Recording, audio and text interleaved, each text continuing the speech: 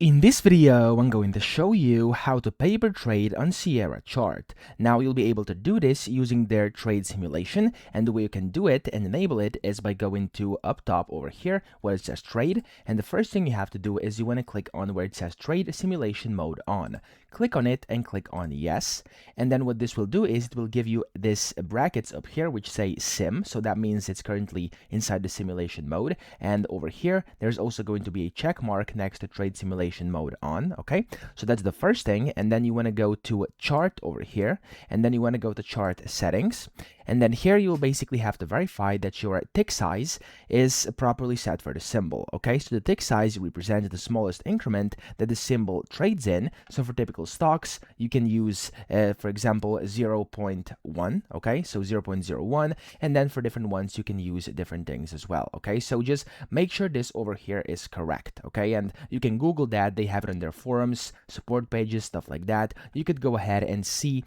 different tick sizes you have to set them. Okay, after you've done that, click on apply all over here and then press OK.